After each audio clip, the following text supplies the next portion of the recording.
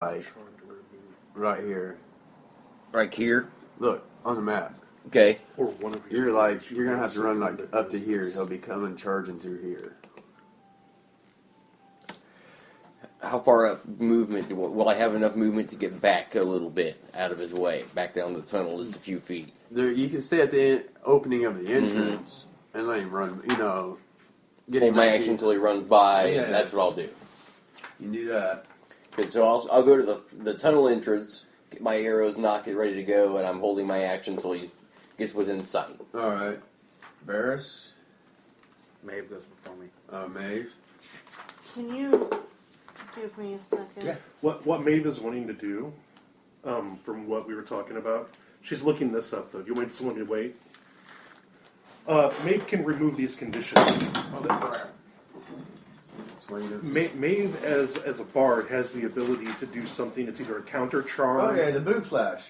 Yeah, it's something of that nature, Yeah. right? I get to use musical notes or words of power to disrupt mind-influencing Yeah. effects.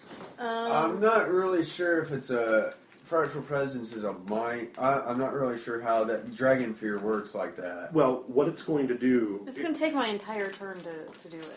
It'll watch. Okay, it'll basically be like, come on, get up. Come on. Would you allow that to happen though? Yeah. Yeah, she could use it and it could make me unfrightened. Yeah. It's up to you. Okay, but if I do that, I don't get an attack. I just spend my turn trying to get you. That's fine. But Keep then he'll going. be able to get back up and throw his 2 fireballs. Which have... Okay, right now I have one more opportunity, only one, to throw a d6 plus 4 plus 1, 7d6, and then 48. And at this point, I have an inspiration point, and I can max it out. Do it. So... This is all metagame at this point. Yeah. Leave me, don't worry about it, just go. Go do it. Okay. It's going to be more than those 2 fucking fireballs. Yeah. The math is in your favor. Yep. So do it. Okay. So Plus it's you my have bardic turn. inspiration. You don't know you have a bless. I have a bless. Yeah. But I she's don't got need her to use it because I'm inspiration using point. my inspiration Yeah. point. Then carry it on. Okay, so...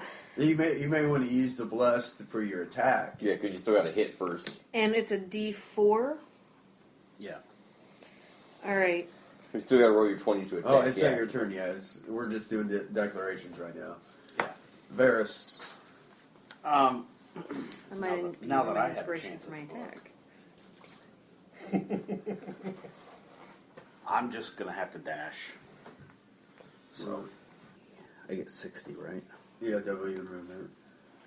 Well, we're just declarations. Yeah. Right. I'm just. He's running over Yeah. there to go down the tunnel. I mean, that's pretty much all I can do. I'm not going to get to the tunnel to fight the dragon. Yeah, but the dragon's gonna run right there, and you're right there, aren't you? Yeah, No, right he's where back. we need to be. No, you remember he stayed back over here, so Oh, I his see. first dash is going to be here. I'm just running across the cave. Right. Okay. I Maeve's gotcha. already up there. Maeve's going to get the 1 attack. You'll be 1 turn behind. Mm-hmm. Then you could, Yeah. if she dropped it or incapacitated it, then you could actually like jump on it or something. But if something goes wrong and She you both get misses- hit, he's 2 rounds behind. He's a round behind you, so Right. Okay, And alright. I will not move any further. And Davlin's going to change his declaration a little bit, seeing this is, I didn't quite understand the situation. So what I'm going to do, instead of doing bow shots, then I'm actually going to move in with my rapiers on it. If it comes down to that, I'm going to go into melee combat with my fire shield on And it. Davlin does, or Yeah. I don't do anything. that's fine. All right, I tried to so find a spell to counter that, but Yeah. Okay, go ahead, It starts with Top of the order is Davlin. Davlin. So Davlin's moving. He's holding his action, waiting for it to get close enough to hop into melee combat well, with you're it. gonna have So, to run down the tunnel, and yeah, I run to. I got to go here, right? yeah, you are in the middle of the vault. Okay. He's gonna be up here, so you'll get about halfway down this tunnel this round. Okay. So 5, 10, 15, 20, 25, So just put yourself in between 35. Dave, somewhere there. Yeah. There we go. Like I Alright. said, you can't really draw this thing to scale. Okay, yeah, and I'm holding my action until it gets within. Go ahead, Mave. I'm going to use my inspiration point. Instead, Damn it. Instead of max damage. What about your... And that's not going to help, is it? no. So you gonna use that inspiration to crit? Yes. Actually, yeah, that would be She'll get Yes. double damage, yeah. absolutely. Yeah, that's what I'm doing. Thank you, dear. That's what I'm doing. Okay, Mave. So roll your damage. All right, the first one is just the straight up arrow damage. Is that going to count for anything, really? Yeah, this is a magical arrows. Yep. That's 7, and then it's the magic arrow poison damage. Okay. 25, Okay. and then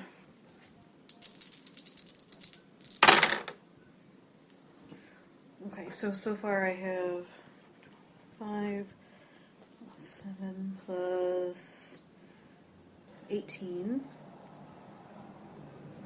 So I don't think anyone was talking during that time, so we can cut that out. plus 7 plus 18. In the ghetto. So that's 100 points of damage. All right. So here's what happens. Here's what happens. Mave, you see the dragon come running by. You pull up an arrow, shoot it. Doesn't fall all of a sudden. Keeps going out. Next thing you know, you just feel something shoved by you. But you just see Davlin hauling balls. He just fucking runs up there, jumps, and stabs this thing in the flank, holding on to it. Fucking, all of a sudden, everybody hears this. Boom! Fucking, cloaks go flying. Fucking the dragon starts to fucking hits the ground, slides with Davlin on it, goes over the edge.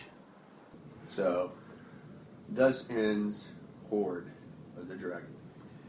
I tell you what, it was a challenging campaign. Yeah. It really was. It's Well, hey, we completed Horde of the Dragon Queen. Congratulations, everybody. yes. Thank you, Sean, for running that. Everybody survived. Yes, definitely thanks to DM Sean. I think Yeah. this would be a good time. We've brought it up in a couple of podcasts, but we've always edited them out. What I'd like to do is give a shout out to a few other podcasts right now that have kind of inspired us and got us going along the way. I know you had given a shout out at one point. I think we cut out of one of the episodes to 2 GM with 1 mic. Would you like to describe that podcast for us? Yeah. 2 GMs, 1 mic is a podcast where the fellas, it's informative. I'm at a loss of how to describe it. It's more like a variety podcast that they cover topics. So they'll talk about things like, and it's all GM stuff. It's working, being a DM or whatever, different games. But it talks about, or they always talk about like genre, or they talk about styles of play, or things that it's behind the curtain stuff a lot. GM stuff. Yeah, it's behind the curtain Running stuff that really works, and things that are props or something they talk about. How to get your players more involved. How to understand Playing pacing. styles. Yeah, and then the different like playing styles of people and how to make those people happy and And how they do product review. yeah, and then they also do a product review. You know, they have something on there. But it's a very well-rounded show. It's well-produced. 2 GMs, 1 mic. The first couple seasons, it was a guy and a girl, Joe and Nikki. And now it's Joe and another fella, and his name, it's slipping my mind. I think it's Kevin or something like that. But anyway, great podcast. It's awesome. And the other one would be Joe Rogan Experience, man. That's exactly what I was going to go with first. Yeah, The guy that motivated me to get everybody here together and say, dude, we're playing anyway, let's do this podcast. Is Fuck yeah. Joe Rogan in my ear when I'm listening to his episodes going, hey, why not start a motherfucking podcast? It's that easy. Yeah, exactly. 100% agree with you, man. 100% agree with you. And in fact, I think we were both on the same page that night where you said, man, podcast. And I went, ding, okay. And it happened. after that. It just fucking happened. It came together. That's why we were on chapter 4 when we started. It Right. just happened to be a thing where we decided, okay, let's record Had our a sessions. smoke, and we were talking about it, and yeah, it turned into a podcast. And Joe Rogan experience was probably the biggest motivator for me to want to do it. But 2 GMs, 1 mic is really good.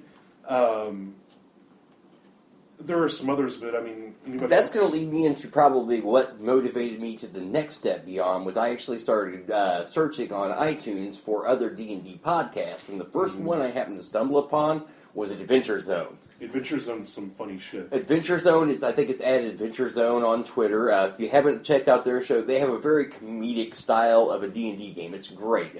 They were like the ones that really set me up to do a D&D podcast. As soon as I heard that, I was like, this is what I'm doing. Is that the one that has just gone off the rails? They're on the yeah. moon and Yeah, stuff, yeah. yes. It's, Griffin McElroy's the DM. They have other podcasts. I believe they're on the... what network are they on? Oh Jesus! It's escaping me right now, but they do have a network. Yes, but either way, Maximum Fun. Maximum Fun Network. I catch bits of that when Bo's listening to it if I'm in and out of the room, and I am just dying laughing every single time. They're great. They were one of the most... Like, really as soon as I heard their podcast, I was like, yeah. Shaking my head. Now, I don't want to do it like them because they have their own style. They're unique, and I really appreciate their style. And But the last episode of Adventure Zone, I believe it had Tom Bodette. it did. Tom Bodette. He'll leave a light on for you. Yeah. They had Motel 6's Tom Bodette on there, and they actually had to check his wisdom saving throw because they were going to charm him into suicide, I think, or something like that. At one point, I believe they were going to have Tom Bodette Yeah, kill they were going to himself. throw himself from a train. Is what it And was. which one's up in front of the next train? Or step in front of a Yep. train. They were going to charm him and convince him to step in front of a train. After they got what they wanted from him. Tom Bodette. Let's kill you just to make sure that it's still cool. Another podcast I want to bring up that they've been super cool to us on Twitter as far as introducing other podcasts and podcast networks to us would be the guys from Party Roll. Yeah. Check out Party Roll. They're playing through the Lost Mines of Fandover campaign right now. It's a fun one, man. It's a fun one. They also have kind of a comic take on it. I listened to a kind of a backstory episode they put out today, and they were talking about how they really only plan to do this like one time. That's why they have their character's name is like the rogue is Seth Rogen. The wizard is named Wizard. Yeah. That route, but they're really cool guys. Check out their podcast if you guys haven't. That's another one I'd like to throw out there. Yeah, man. Yeah, definitely. Party Roll. So the next step for 4 players, 1 dungeon, I guess we should announce that we're going to be switching DMs at this point, so Sean can play. We kind of talked about this earlier. We touched on it. We're going to be moving into the brand new released D&D campaign called Princes of the Apocalypse, which is part of the Elemental Evil, right? Yeah, it's called the campaign is called Elemental Evil. We are starting with Princes of the Apocalypse. And running that game is going to be our own now DM Bo. Yep. These guys have also been running it, I guess I should say, that Bo and Jason. Scar and Varis, so they know.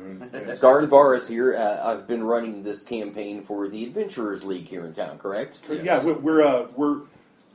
we are located in a town that's about 120 or 30,000 people, and Jason, aka Varis, and myself are the only 2 people in the whole city running Dungeons and Dragons encounters at a gaming shop, and we're F-Pod, baby. And I would like to point out that Die Hard Games. Absolutely. Die Hard Games is where we're running, and they have been just super supportive. They make sure we've got a place to play, and It's definitely, like, it's helped understand the public play. We're doing a lot of these canned adventures, right? We're going to keep up with them because I can do encounters at a game shop and run for the public, and I can come home and do it as a home game.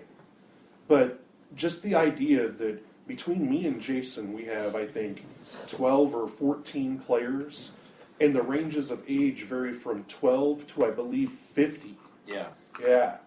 And I want to point out, too, I would like to thank just really the Wizards of the Coast, because coming out with this edition has actually allowed me and my youngest daughter to kind of bond in playing the game as well. Yeah, fair enough. Fair enough. Thank you very much, Wizards of the Coast. So, like we were talking about, yeah, the next step for FPod, then we're going to be switching roles as we do here, because we're all DMs. Yep. All the players